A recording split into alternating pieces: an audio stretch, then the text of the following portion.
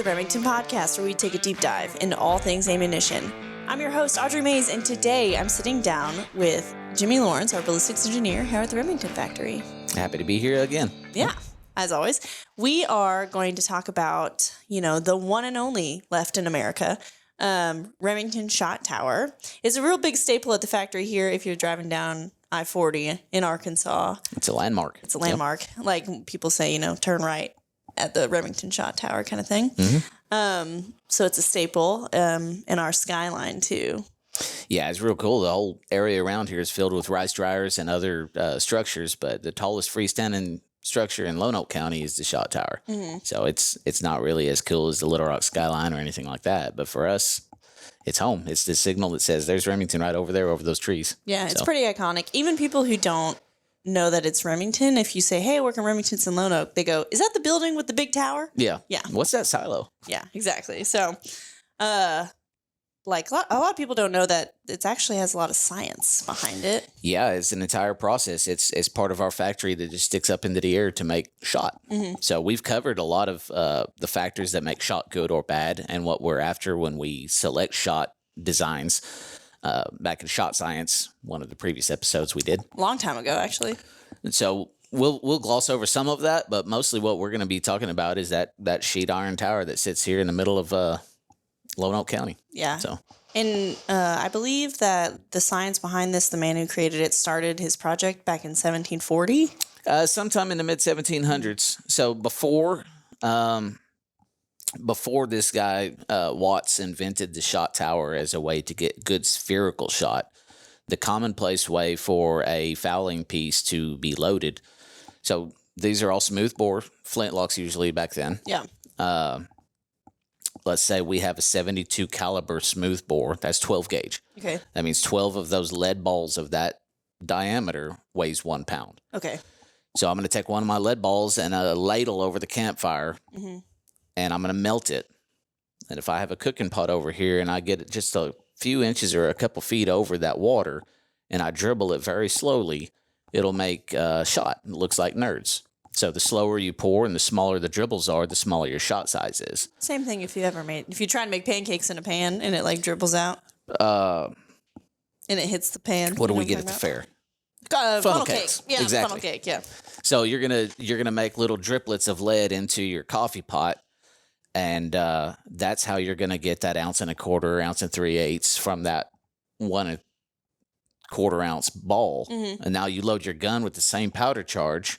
You use some wadding and you can shoot a bird instead of a bear in this example.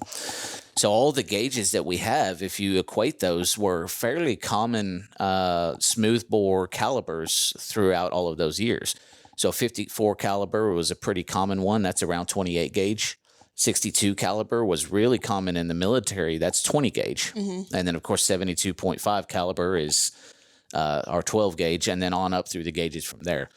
So even all the way up to the 2-bore and 4-bore, like the punt guns, where they have just a huge payload of shot, the ball and the shot weight were pretty much always similar. Similar, yeah.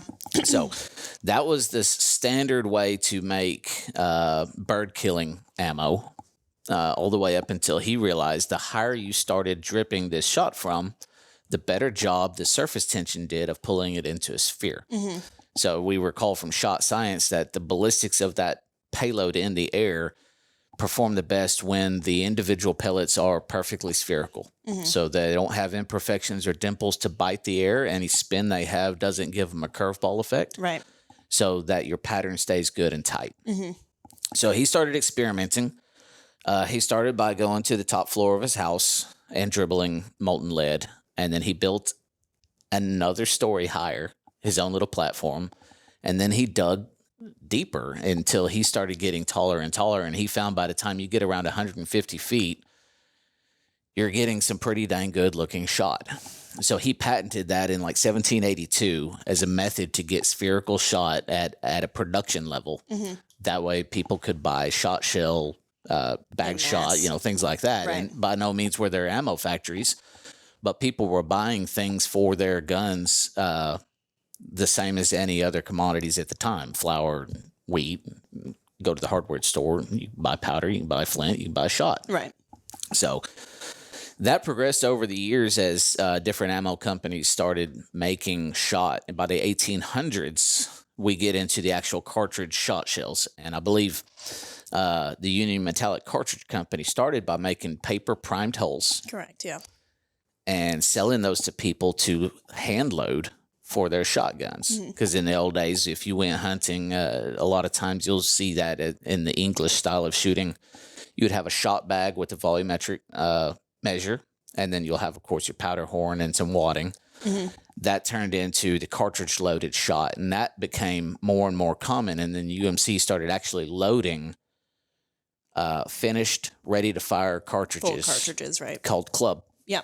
And that's the root of our gun club and now duck club and all those things was the very first nitro club. And so at that point, Bridgeport starts dropping shot from a shot tower. And this is late 1800s. And we're going to come back to that date here in a second. It's a really cool story about our shot tower. And that becomes the normal all the way up through the first half of the 20th century. Multiple companies adopt it. Yeah. Yeah, it's become like the standard way. So all of the old ammo plants you see around, abandoned or otherwise, a lot of the old ones have a shot tower. And it may not be operating anymore, but the landmark is still there. Great example is the Peters factory in Kings Mill, Ohio, has its original brick shot tower still standing with all of the beautiful masonry and all that stuff. The difference is the Remington one here at Lone Oak still operates. So we were built in 1969, and it was the last shot tower produced because in 1961, an alternate method was invented that didn't require you to build this giant tower in the middle of your factory. The Bleimeister? The Bleimeister process. So physically very similar, but it happens in fluid instead of in air. Oh, gotcha. Okay. So 61 forwards, most new ammo plants start using the Bleimeister process to produce their shot. Well, at that point, DuPont already knew how to run a shot tower. They're shutting down Bridgeport. They're starting up Lone Oak. They have already laid the baseline designs of the entire factory, including the shot tower.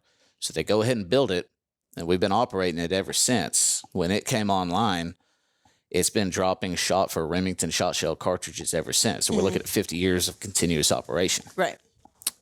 All that to say, we're the last one still operating in America, and there's only 2 in North America. So I think there are a few in Europe still in a lot of the older facilities, but I don't think anyone's making any new shot towers anytime soon. So we have kind of a dying piece of history still alive here, making really good shot. And we still keep it alive, and the reason is it really makes quality shot. My favorite thing about the shot tower is how passive it is. Passive meaning I don't have to sit there and monitor gauges or adjust temperatures or check on wear parts, change out fluids. Set it and forget it. You set it and forget it. Yeah. Now you have to operate the kettle upstairs and you have to stack the chain downstairs. And we'll get into that here in a second. But after that, the entire process is very passive on how we only put spherical shot of the exactly same correct size and then fill those tanks ready for loading to come and shop for their payloads. So it all starts with melting the lead. Right. Step 1. And if you walk around in our factory, I mean, you'll see lead ingots, and they're all lined up on this conveyor belt waiting for this elevator, right? So up the tower go 3 different elevators. The main chain is the one that carries ingots up. So at the root of the shot tower, at the very base on the first floor, we have a chain that lays out a conveyor that feeds the vertical elevator.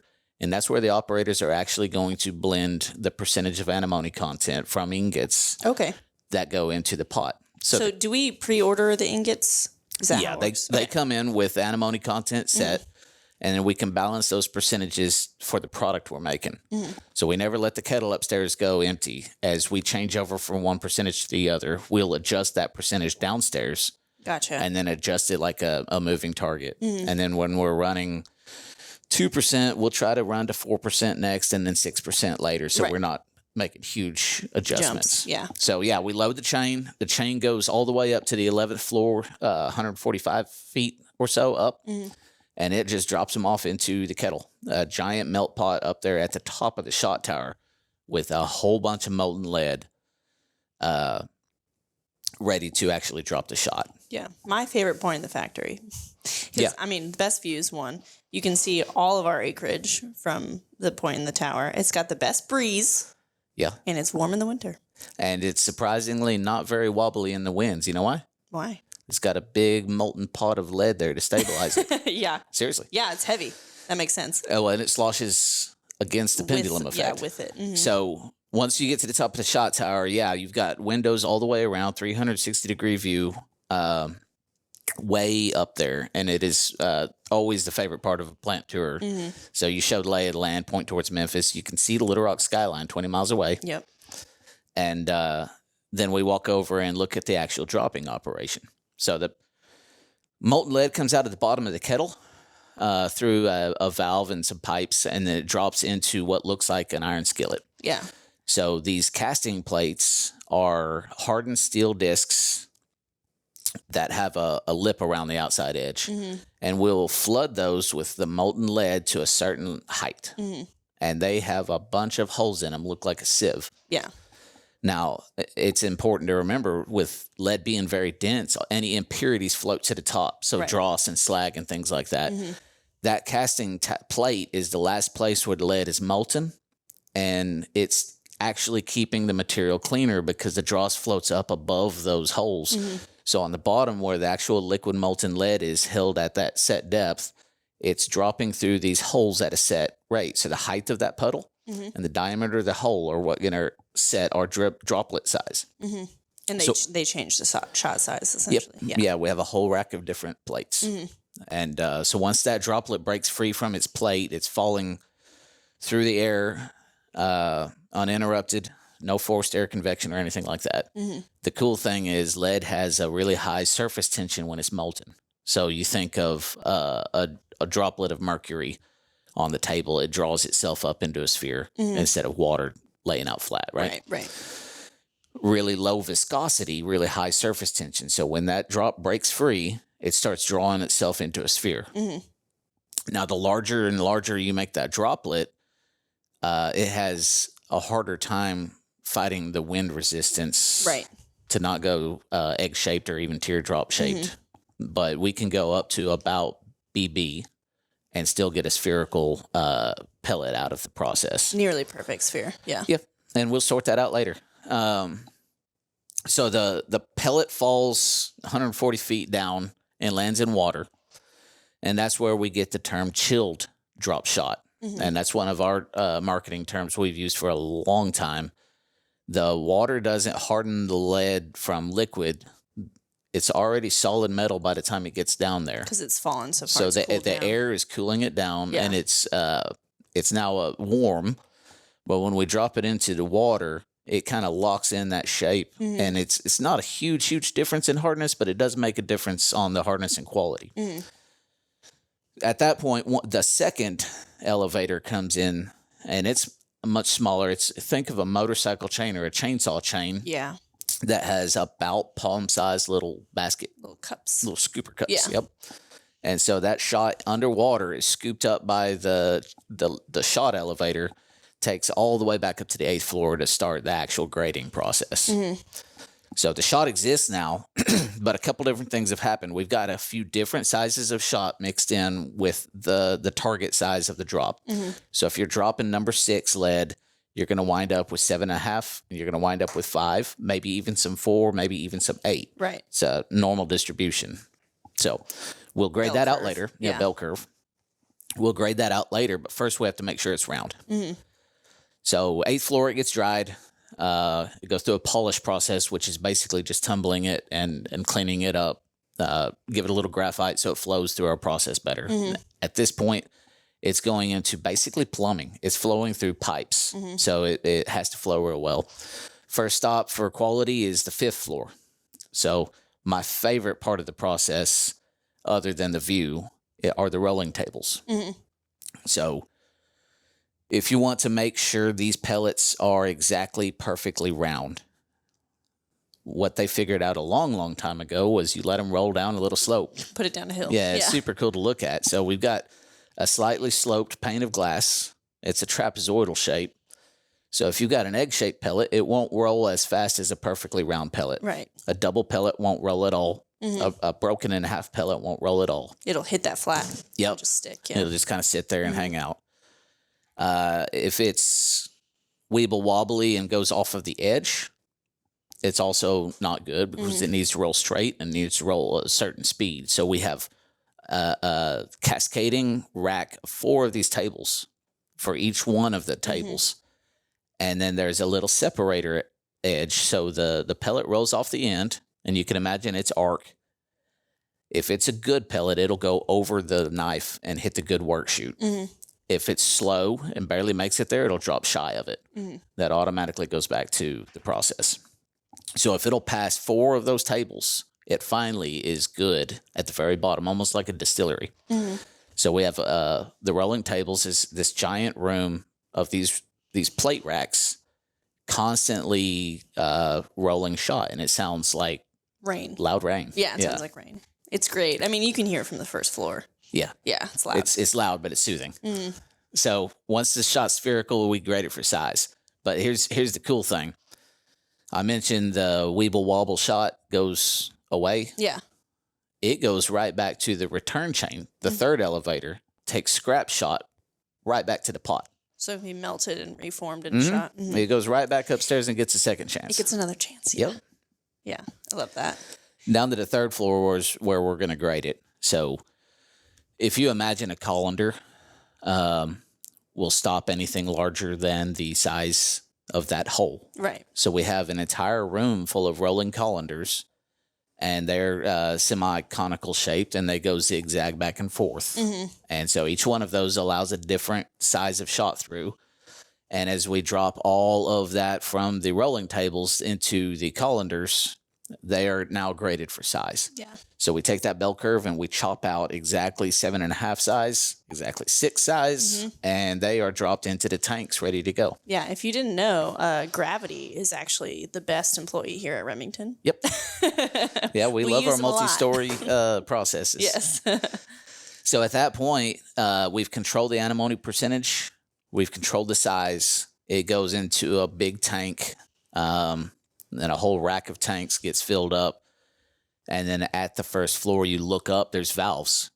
So there's 10 or 20 of these tanks in this room, and each one has a label that says 8-2. Yep. So number 8 shot, 2% antimony. If we're loading gun club, they're going to roll over there and fill a buggy. And it's just like a chicken feeder. They open the valve, and when it's full, it stops flowing. Turn the valve off, take the buggy to the third floor, and go load it into ammo. Yep. It goes straight from there to the good stuff. And one of the last processes that we would do would be to bag up component shot for the hand loader at home. Just like in the old days, people still love to make their own ammunition, Especially competition shooters that are shooting 10,000 rounds a year. Right. So we have a little cart with a sewing machine and a little weight hopper. Yep. And it looks like a little dog food bag sewing machine. Yeah. People you sit there in hand, so they just push it through. Yep. Yeah.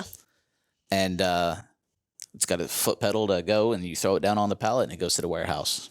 So that whole process is operated by just a few people. Yeah. And sometimes they use the elevator. A lot of times they're walking up down the stairs. Yeah. So basically, we use physics as our QA, which works really well. Our shot is amazing. People compliment Remington all the time on how quality our shot is. And then size control is taken care of by Gravity, and we don't waste. Yeah, all of the lead gets recycled and reused. Yep. It's very expensive to get rid of if you decide to throw it away. And of course, there's the hazardous side of handling lead. And we're real good at taking care of those processes from a health standpoint. All the employees in there know exactly what their risks are and how to mitigate those.